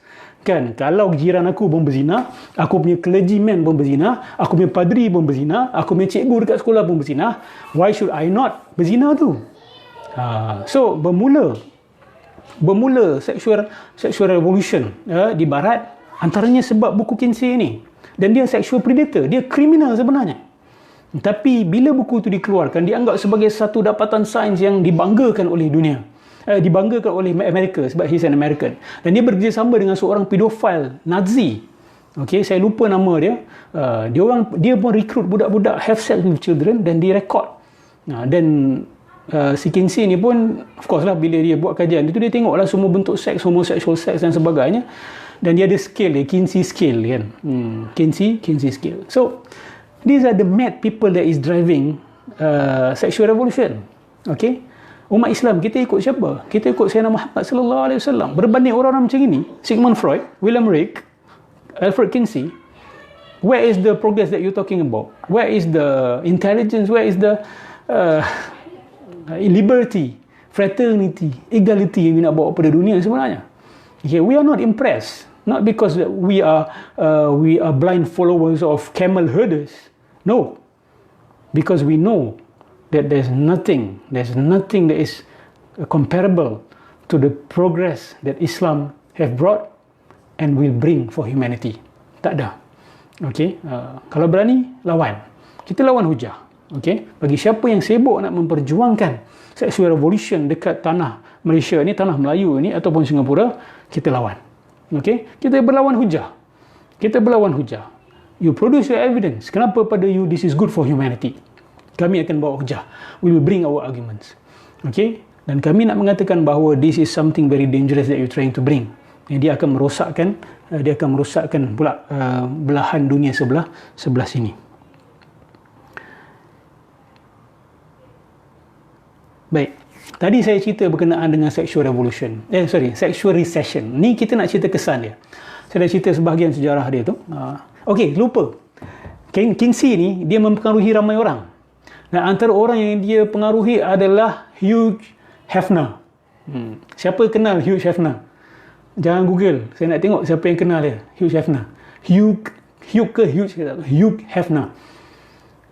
Dia adalah orang yang bertanggungjawab mengeluarkan majalah Playboy. Okay? Dulu tak ada Playboy dekat Amerika. Orang putih pun dulu tahu maruah, tahu jaga aurat, tahu jaga dia punya tata susila dia. Tapi bila keluar orang macam Freud, Reich, Kinsey, kan, Hugh Hefner, keluar majalah Playboy. Bila keluar majalah Playboy ni, habislah lagi berlaku revolusi seks yang amat luar biasa dekat barat. Habis, wanita semua hilang malu. Habis semua. Okay, yes, betul. Playboy magazine. Dia adalah orang yang terinspirasi dengan kajian Kinsey. Okay, jadi mereka mendakwa untuk membahagiakan masyarakat, untuk membebaskan masyarakat, untuk menenangkan masyarakat, seks harus dibebaskan sebebas-bebasnya. Itu yang didakwa oleh Kinsey, uninhibited sex. Dan dia sampai mengatakan bahawa there's only one form of sexual abnormality. Hanya ada satu bentuk sikap seksual yang tidak normal. Apakah sikap seksual yang tidak normal tu? Yang dibuat oleh orang agama. Okay, yang menahan diri daripada melakukan hubungan seksual secara promiscuous. Okay, yang hanya melakukan hubungan seks selepas pernikahan, dia kata itu abnormal, dia kata. Okay, ini gila. Kita kata this is madness. So sekarang ni apa kesan dia? So kita kata what you're bringing is poison. Sangat buruk kepada masyarakat. Betul ke? Ke kita yang melebih-lebih orang agama ni? Kan? Ke orang Islam yang lebih-lebih kita yang paranoid? Betul ke kita yang paranoid? Kita rujuk kepada mereka punya tulisan-tulisan sendiri, pengkaji-pengkaji daripada barat sendiri, apa mereka kata tentang kesan revolusi seks ni. Okey, yang pertama sekali, saya suka point ni dan dia memanajatkan saya juga. Kajian mendapati bahawa berlaku sexual recession, kan, saya dah sebut tadi, manusia khususnya yang dah berkahwin kurang mengadakan hubungan seks sesama sendiri. Okey, maksud dia suami isteri, dia mungkin have sex dengan orang luar, ataupun kita crude language melancap saja, okey, dengan pornografi. Porno ni dah jadi benda biasa dalam dunia sekarang ni. Budak-budak dah tengok dah. You speak to anyone, okey, they know about this. Okey, they know about this. Tak boleh kita nak kata oh ni tabu lagi. Dia bukan tabu. Ini is a sickness yang kita kena rawat, kita kena akui ada dalam masyarakat kita. Okey, ibu ayah kena akui bahawa anak-anak mereka ada saksikan porn. Bahkan ada isteri-isteri yang tengok porn. Bahkan ada suami-suami yang tengok porn. Banyak, ni bukan sikit. Ramai sebenarnya. Okey, awak mungkin boleh tanya saya mana saya tahu. Of course ada kajian-kajian yang dibuat. Dan hasil daripada interview saya sendiri saya buat dengan sebahagian orang yang minta kaunseling dan sebagainya. So this is a real problem. Okay, so kenapa berlaku sexual recession? Okay, pelik sebab ingat seks makin banyak, makin tak. Kalau kita tengok dekat Jepun pula, dah ada fear for marriage, ketakutan nak kahwin. Sebab apa? Sebab of course marriage brings with it responsibilities, kan, commitment, dan antara komitmen dan responsibility besar dalam perkahwinan adalah seks itu sendiri. Perasan ke tidak? Dan orang-orang yang sudah ketagih dengan pornografi, they will find sex difficult. Ini point dia. Orang-orang yang sudah ketagih dengan pornografi, mereka akan mendapati hubungan seks yang normal adalah susah. Sebab apa? Sebab bila tengok porno, kan, kajian mengatakan bila tengok porno, awak selfish. Okey, awak melepaskan awak punya orgasm secara selfish. Awak tidak ada memuaskan sesiapa. Awak tidak ada melakukan apa-apa kebaikan kepada sesiapa. Just for yourself. So bagi orang yang sudah terbiasa selfish orgasm, kita kata selfish orgasm sorang-sorang, bila dia melakukan hubungan seks dengan isteri dia ataupun isteri dengan suami dia, dia akan mendapati susah untuk memuaskan pasangan dia. Very difficult to satisfy the partner. Sebab apa? Sebab dah terbiasa memuaskan diri sendiri saja. Faham tak? Sebab dah terbiasa memuaskan diri sendiri saja, maka susah untuk memuaskan isteri, susah untuk memuaskan suami. Both have become selfish. Daripada seks, cari seks, kalau orang dulu cari seks, orang sekarang cari orgasm. Lebih selfish. Seks ni two party, betul tak? Saling pleasuring each other. Okay, let's speak in a crude language. Saya harap tak ada budak-budak lah yang dengar ni. Dan kalau ada pun, saya rasa diorang dah tahu lebih daripada kita sebenarnya. Kan? So, pleasuring each other. Tapi sekarang dah jadi usaha mencari orgasm, bukan mencari seks. Orgasm ni sendiri, selfish. My pleasure. I don't care about what you feel. Kan? Dan tengok porno, wanita dekat depan dalam komputer ke dalam apa benda ke, itu sebagai objek saja. Objek pemuas nafsu aku. Kan? Jadi, diorang tak nak kahwin dah. Dan tak nak ada have real sex dengan perempuan, atau perempuan tak nak ada real sex dengan lelaki. Sebab apa? It is a task. It is a difficult thing to do. So berlaku sexual recession. Nah, bagi saya ini adalah satu lempangan. Ini lempang. Allah lempang sikit. Kan? Kamu nak menggila seks, kan? Kamu nak bebaskan seks yang sepatutnya tidak dilakukan begitu, tidak dibebaskan sebebas-bebasnya. Allah lempang sikit. Bila dah kena lempang sikit, akhirnya seks itu sendiri menjadi korban. Kenikmatan daripada seks itu sendiri hilang. People do not know how to have sex. Tanyalah doktor-doktor pakar tentang seks. Dan soalan-soalan yang dulu-dulu orang dah tak payah tanya dah. Sekarang ni orang perlu tanya balik. Orang perlu budak-budak tutup telinga jap. Tak ada budak-budak kot yang dengar tentang sexual revolution ni. Okey. Allahumma salli ala Sayyidina Muhammad. Okey. Antara kesannya juga sexual revolution ini kita cerita secara umum dulu. Nanti saya akan zoom in satu-satu insya-Allah. Okey, bukan malam ni lah, of course. Okey, tadi saya sebut tentang wanita tidak lebih bahagia. Okey, boleh rujuk the paradox of declining female happiness. Okey. Sebab apa? Sebab yang saya dah ceritakan tadi, kena juggle macam-macam tanggungjawab, kan? Dan dia terpaksa buat perkara yang dia tidak dicipta untuk itu. They are not created for that. Dan kajian menunjukkan bahawa yang betul-betul membahagiakan wanita apa? Cuba teka. Ini bukan wanita Islam saja, bukan wanita Timur saja. Bahkan mereka luaskan kajian kepada wanita Barat juga. Apa sebenarnya yang buat women feel at home dan betul-betul bahagia? Guess what? Menguruskan suami dan menguruskan anak-anak. Menguruskan suami dan menguruskan anak-anak. Itu yang membahagiakan seorang wanita. Bila suami dia bahagia, bila anak-anak dia bahagia. That's why wanita-wanita dulu far more happy dan sekarang sebenarnya. Mak-mak kita, nenek-nenek kita, they are far more happy. Sebab apa? They can do what they are created to do. Sebab rahim ada dalam perut, ada dalam badan mereka. Rahim tu Allah cipta untuk kasih sayang, untuk rahmah. They want to love and be loved. Tapi bila rahim ni tidak digunakan, rahim dihina, so mana nak datang punca kasih sayang dalam sesebuah masyarakat? So kita kena kembalikan kehormatan manusia kepada rahim. Rahim ni datang daripada nama Allah Ar-Rahman. Ingat hadis yang saya kongsikan tadi. Okey, kemudian dia ini penting ya, kadar perceraian yang sangat tinggi. Ini kita tak payah nak buktikan lagi lah. Okay? This is a global problem. Okay? Kalau kadar perceraian turun bukan bermaksud pernikahan dah semakin baik. Saya yakin kalau turun adalah kerana orang dah tak kahwin lagi. People do not bother to get married anymore. Tanyalah anak-anak muda sekarang ni, kan, khususnya yang so-called educated. They don't want to get married anymore. Okay, what's the point getting married? Kan? Saya seorang wanita, saya boleh kerja sendiri, saya boleh bayar saya kereta sendiri, rumah saya sendiri. Kenapa saya nak kena kahwin dengan seorang lelaki, lepas tu kena taat pada dia, lepas tu, what's the point? Lelaki pun fikir, kalau perempuan pun datang nak aku, kan, dan kalau aku punya girlfriend pun kata, oh saya kalau kahwin, for the first 5 years, I do not want children. Kata, aku tak boleh lah macam tu, aku nak anak juga, kan? So kalau kau tak nak anak, perempuan lain pun tak nak anak, so apa kena mengena kau dengan aku, kenapa nak kena kahwin, kenapa nak kena ada akad, what's the point of akad? So dia pun cari lelaki lain, dia ni pun cari perempuan lain, but still, oh you are my wife, I'm your husband. So marriage akan roboh. Dia hanya kulit saja, tapi isi sebenar perkahwinan hilang daripada masyarakat. Okay, of course, ketagihan pornografi itu kita tak payah nak cakap. We don't have to talk about it. Itu benda yang kita semua tahu. And then, kadar bunuh bayi, ini amat dahsyat. This is not a joke. Kalau kita buka Al-Quran, Allah Subhanahu Wa Taala bercerita berkenaan dengan orang-orang dulu, zaman jahiliah.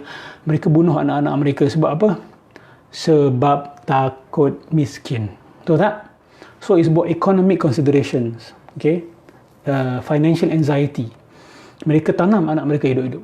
Yang biasa kena anak perempuan. Dan sedar tak sampai hari ini, kebanyakan infanticide, bunuh bayi, yang kena adalah bayi perempuan. Sebab apa? Same concern, same issue, same worry. Anak perempuan beban.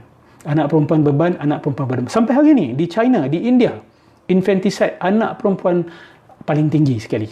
Okay, so apa yang Allah sebut dalam Quran, saya nak ingatkan lagi sekali. There's not a single thing in the Quran that is irrelevant. Not a single thing. Sesi lepas saya bercakap tentang slavery in Islam. Saya nak buktikan bahawa slavery in Islam ni bukan benda isu lama, bukan isu irrelevant. Tidak. Bahkan dia boleh memberikan satu jalan keluar progresif kepada banyak masalah-masalah besar manusia hari ini. Okay, termasuklah isu wa'dul banat, kan? Menanam bayi perempuan hidup-hidup. It's still happening until today. Okay, and of course, the crisis of abortion, pengguguran anak yang dah lepas 16 minggu. Okay, after 16 weeks of gestation, 4 bulan. Kalau kita perasan tu, ya, dalam Islam 120 hari. Do you realize that? Kajian sains pun menunjukkan bahawa bila bayi dalam perut tu dah 16 minggu ataupun 120 hari, okay, ataupun 4 bulan, dia dah ada bentuk manusia dah. Dan dalam Islam kita diberitahu, diwahyukan oleh Allah Subhanahu Wa Taala, roh ditiupkan pada waktu itu. Maka selepas tu tak boleh lagi nak gugurkan. Tapi di barat, banyak bayi yang lepas 16 weeks gestation pun digugurkan. Itu bunuh. That's murder. That's murder. Okay? Ini yang saya sangat geram dan saya sangat marah. Apabila barat ni, dia sibuk cerita pasal umat Islam ni ganas betul, rejam perempuan. Orang berzina, rejam, dia just zina je kot, kan? Having sex je kot. But are you not thinking, where is your brain, you fools, kita kata. Where is your brain? Bila perzinaan tersebar dalam masyarakat, yang akan jadi mangsa adalah bayi-bayi yang akan dibunuh. So kalau awak baca surat khabar, bahagian atas, seorang wanita direjam sampai mati di negara Islam. Lepas tu, bahagian bawah, seorang bayi dibuang dalam tong sampah dan mati. which news, if you really have a heart, if you really have a mind, which news yang sebenarnya patut menggugah perasaan awak? Kalau sebagai orang beriman, orang yang beragama Islam, Islam menetapkan hudud yang sangat keras kepada orang-orang yang dah berkahwin tetapi tetap mahu berzina, sehingga hukumannya adalah rejam. Kerana apa? Sebab if you do not do that, kalau tidak ditakutkan, bayi yang akan jadi mangsa. People will kill babies. Okay? People will kill babies. So faham tak sekarang ni? Kenapa ada hudud? Kenapa ada rejam? Sebab Allah tahu, once you open the door for zina, you will open the door also for infanticide, murder of babies and murder of children. Millions, 60 juta di Amerika Syarikat saja. Dalam setahun, 60 million babies were aborted. And of course, banyak juga yang selepas 16 weeks of gestation. And then you make a hoo-ha of hudud? Seriously? Make a hoo-ha of stoning? You tahu tak, nak sampai level stoning tu, dia punya bar of evidence dia, subhanallah, sangat tinggi. It's nearly impossible to do it. Kan? 4 orang kena nampak proses, minta maaf sebut kemasukan itu, penetration itu, 4 orang kena nampak, 4 orang lelaki kena nampak. That means it can only happen if it is done in public. Dia hanya boleh berlaku kalau proses itu, perzinaan itu berlaku di tempat awam, di mana orang lain boleh tengok. Dan kalaulah dia berzina di tempat awam, maksud dia dah bukan manusia lagi. It's not human beings anymore. Sudah hilang maruah, sudah hilang diri, sudah hilang rohani dia sebagai seorang manusia. So Islam tak boleh terima benda-benda macam ni, sebab Islam tahu ke mana ia akan pergi. When that happens, this will happen. Okay? So rahmahnya Islam ni, bahkan dalam hukum hudud itu rahmah Islam. Kemuliaan dan ketinggian kasih sayang Allah kepada manusia. Nampak macam kasar, stoning, kan? Lelaki dan perempuan yang berzina sebelum kahwin kena sebat di depan khalayak ramai. Why? It's to prevent all this. You, the Western world, you claim to be progressive, liberalizing women, free sex dan sebagainya. Look what happened to you. And you dare to come to us and teach us what to do with our families, with our sexuality, and some foolish Muslims are coming to us with your ideas. I'm sorry. We are insisting that we have something far better than what you have. Okay, kita ada sesuatu yang jauh lebih baik daripada apa yang kamu ada. And we are holding strongly to it. And we hope we can invite you to it also. And we invite you, of course. We invite you to consider Islam and look to Islam.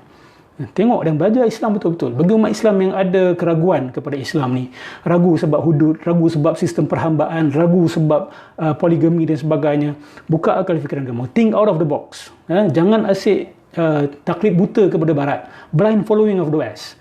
Just because you learn in Western universities dan sebagainya, that's an opportunity for you to challenge them.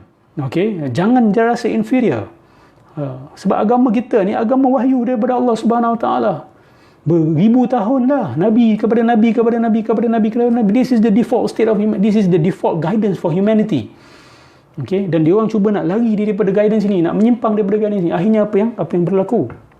Okey.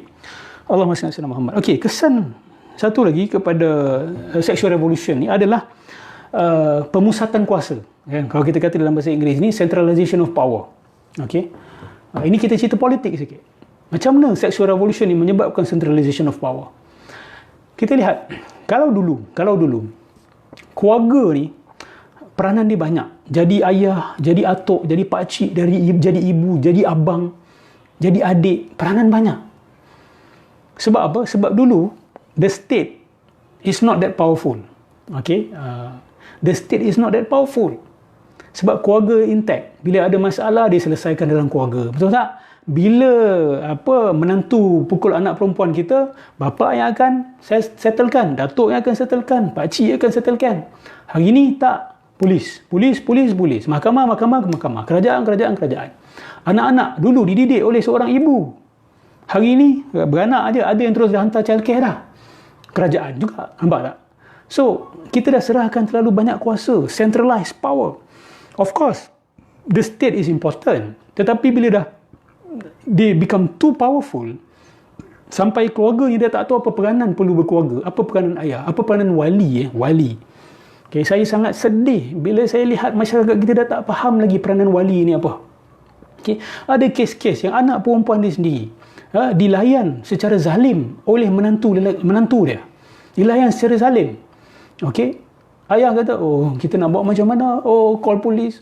Pergi mahkamah. Bapak buat apa bapak? Bapak wali bapak. awak yang nikahkan anak perempuan awak tau. Aku nikahkan kau. Aku serahkan protection, security, nafkah kepada kamu. So bila anak menantu kita tak menjaga anak kita, anak perempuan kita, bapa have to step in. You have to take charge. You are the father. You bertanggungjawab. Tapi hari ni lembik. Nak buat macam mana Ustaz? Entahlah, saya dah cuba cakap Ustaz, dia tak dengar. La ilaha illallah Muhammadur Rasulullah. Where is your manliness? Kelakian kamu mana? Kelakian kamu mana? Kan? Mana your protectiveness, your family? Tapi saya faham kenapa benda ni hilang. Sebab centralized. Semua dah centralized. Kan? Dulu, bila anak sakit dekat kampung, tak boleh harapkan hospital. Sebab hospital datang 2 jam baru sampai kan, ambulans. Kan? Jadi ayah kena tahu sesuatu. Atuk kena tahu sesuatu tentang rawatan secara emergency. Hari ni tak payah tahu pun. Kan? Isteri sakit, call doktor, call hospital. Kan? Jadi peranan keluarga ni dah jadi macam longgar. Dah tak tahu apa tujuan keluarga ni. Sebab the government has become the father figure. Kan? Dah jadi Uncle Sam tu kan. The all-seeing eye tu. The government has become the father. Who's trying to control everything. Ini bukan setakat di negara-negara tertentu. This is the concept of state. Okay? This is the concept of state ni. Nation states. Government is a different thing. Okay? This is the problem of statism. Okay, itu isu lain. Kemudian ya, kita cerita pula berkenaan dengan kadar penyakit mental yang mencanak hari ini. Okay? Kadar penyakit mental yang mencanak hari ini. Ini tak ada orang dapat nafikan. Saya ada Vice President 2 kepada MIASA. Kita bantu dan kita buat kerja-kerja advokasi dan menyokong mereka-mereka yang ada penyakit mental. It's rising. Rising like crazy. Dan orang-orang yang kamu anggap tak ada penyakit mental, kadang-kadang ada penyakit mental. Sebab apa? Sebab salah satu puncanya adalah the sexual revolution juga. Yang telah menghancurkan institusi kekeluargaan. Yang buat lelaki confuse lelaki itu apa, perempuan pun confuse perempuan itu apa hubungan suami isteri, hubungan ibu dengan anak, hubungan bapa dengan anak, cucu dengan datuk, hilang semua dah. Hilang semua dah. Okey, jadi bila ini semua pecah, itu tanda Allah dah tarik rahmah. Hina rahim, Allah tarik rahmah. Kamu hina rahim, Allah tarik rahmah. Dan bila Allah tarik rahmah, of course manusia akan sengsara. Jiwa manusia akan tersiksa. Okey. Kemudian ya, isu lelaki budak saya dah sebut tadi tu. Child man. Lelaki-lelaki yang tak besar-besar. Yang tak besar-besar. Tapi bukan salah lelaki saja kalau kita tengok. Sebab sistem dah buat dia macam tu. Lelaki, kenapa kita sebut lelaki yang tak besar-besar ni? Sebab tak ada tanggungjawab. Kan? Tak tahu macam nak jadi suami. Ataupun mungkin kadang perempuan pun dah tak perlu lelaki. That's the issue. Lelaki hanya akan betul-betul jadi lelaki apabila dia rasa diperlukan. Abang-abang kat sini, betul tak apa saya cakap? Kan? Bila lelaki rasa tidak diperlukan, dia akan betul-betul crash. Dia akan betul-betul down. Lelaki ni dia ada ego. Ego means you need me. Kan? Bila dia rasa no one needs me, habis. Itu yang dia jatuh. Boleh jatuh pada depression dan sebagainya. Tapi bila isteri kata, aku pun tak tahu apa aku boleh harapkan daripada suami aku. Anak perempuan pun kata, entahlah, bapa aku pun tak boleh harap juga. Kan? So, why is this happening now? Why? Kenapa? Think about it.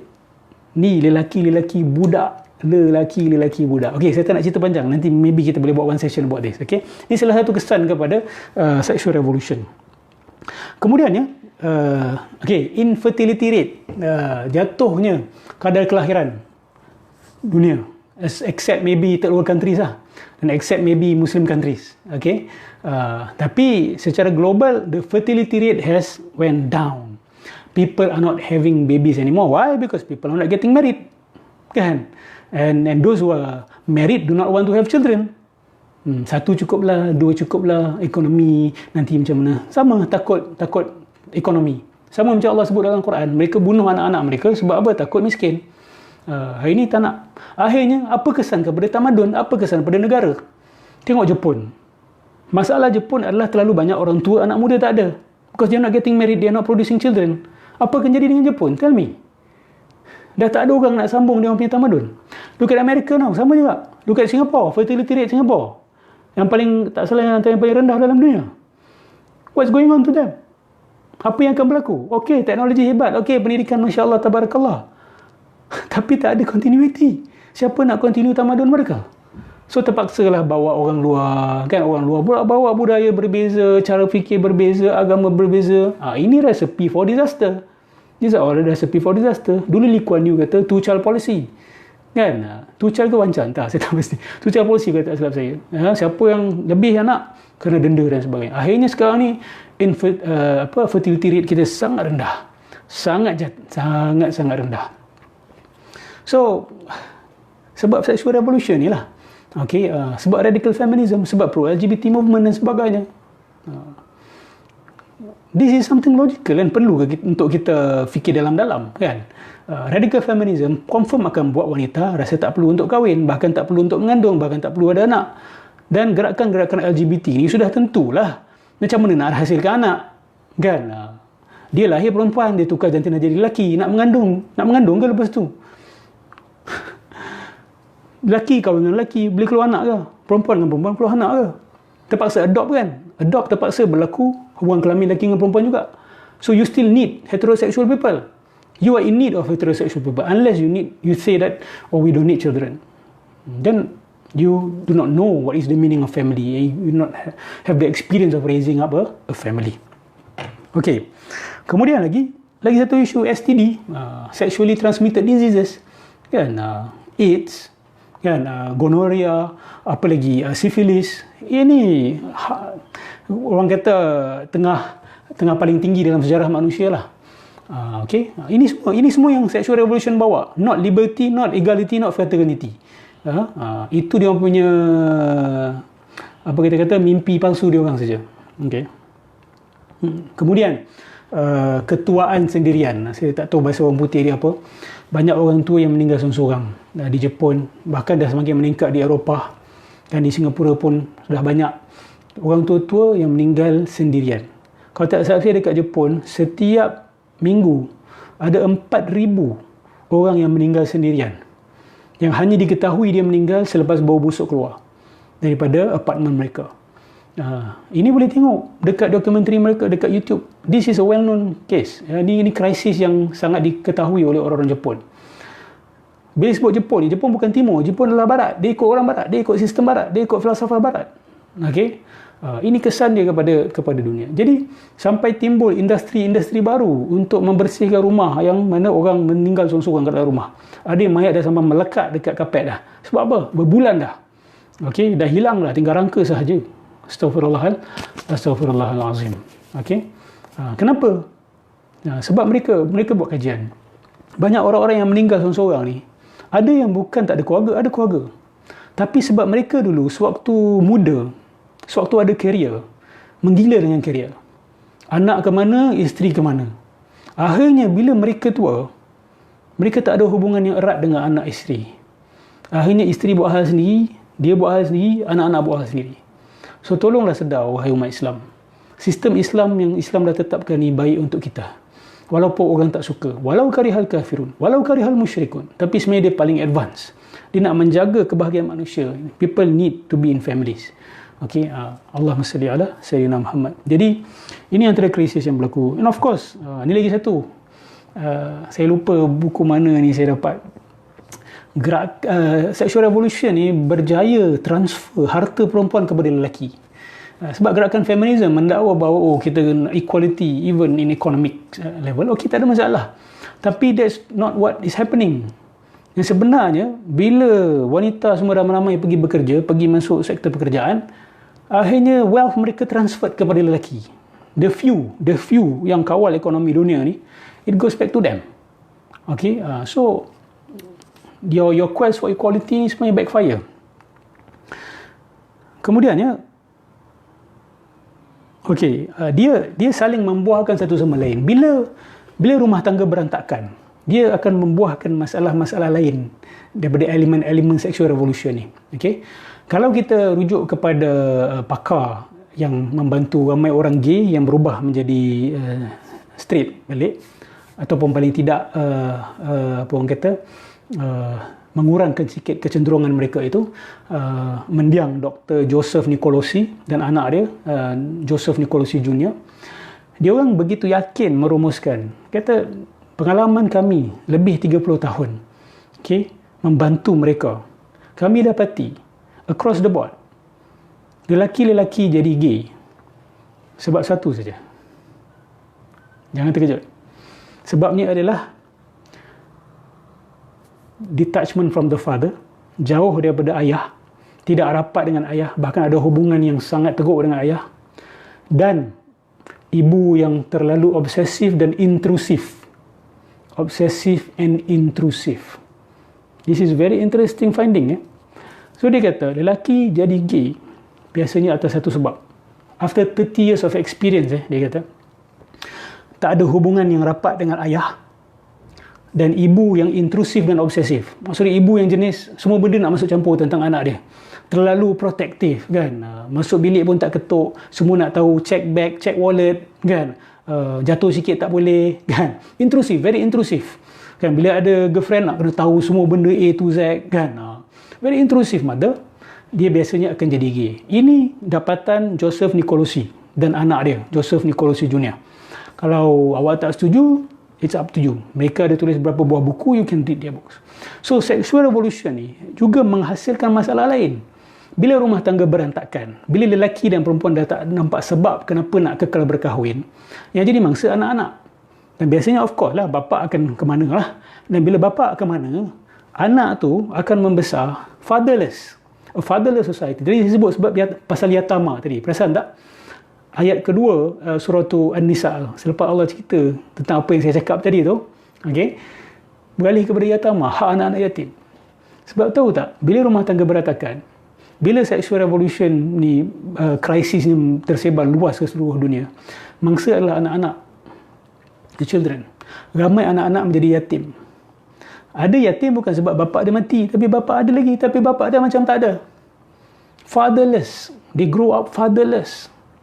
Dan ini kesan buruk. Dan orang macam ni, anak-anak macam ni, kita kena layan mereka betul-betul macam dia orang ni anak yatim. Kita tak boleh nak kata dia tetap ada ayah.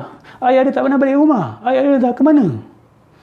So they can be considered as yatim.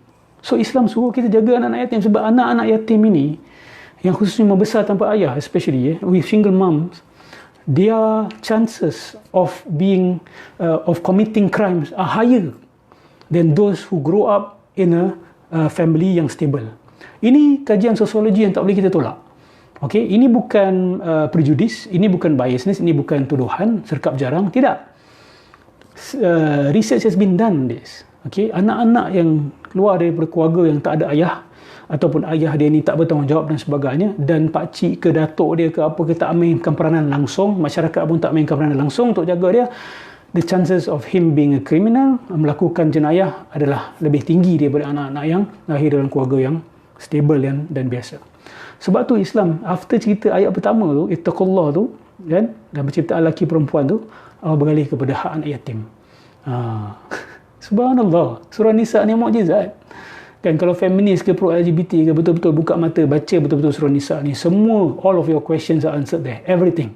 Daripada isu faraid, daripada isu poligami, daripada isu gender, daripada isu anak yatim, daripada isu hubungan lelaki perempuan, daripada isu seks, sampai kepada isu macam-macam lagi dalam surah Nisa. Kalau perasan, semuanya catered for the sexual revolution. It's an antidote for the sexual revolution.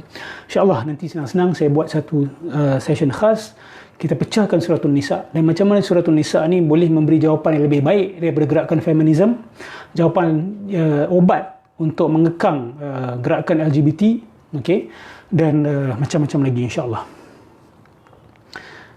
Jadi saya rasa cukup untuk malam ini sebagai pembukaan bahagian 1.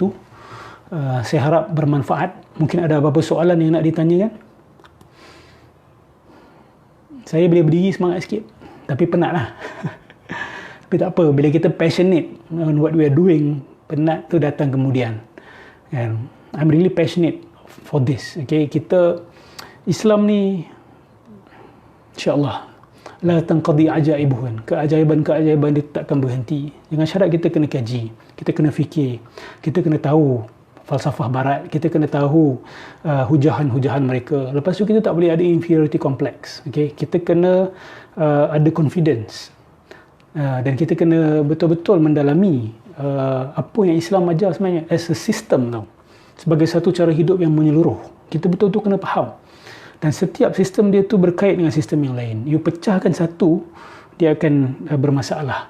Okay, it's all connected. Faraid connected to the conception between men and women. Okay, pembahagian peranan antara lelaki dengan perempuan, suami dengan isteri.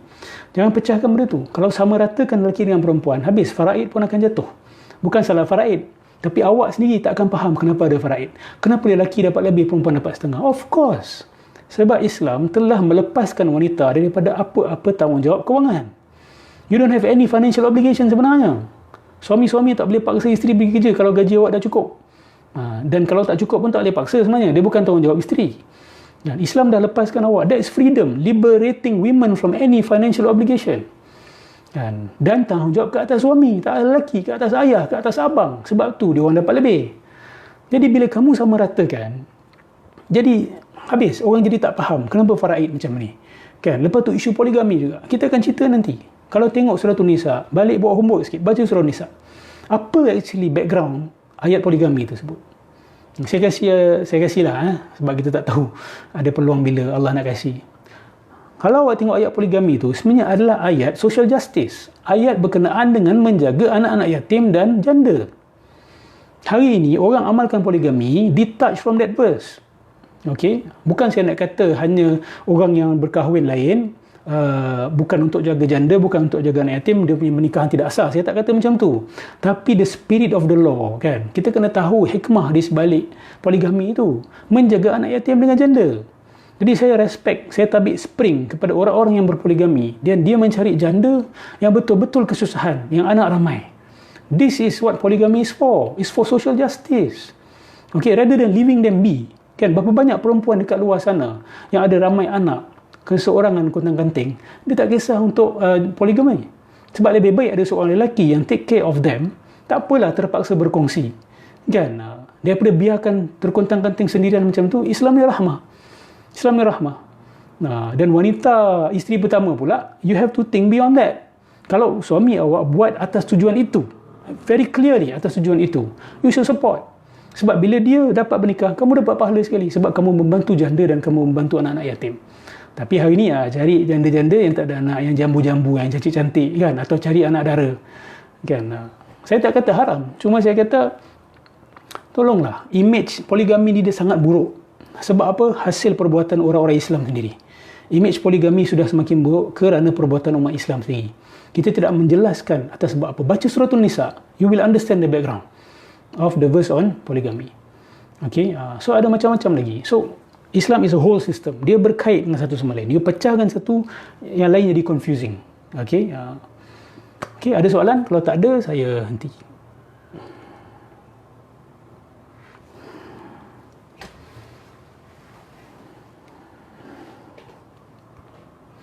Tak maaf kalau saya tak terjawab. Kalau dia yang tanya soalan-soalan tadi, dia ternaik atas.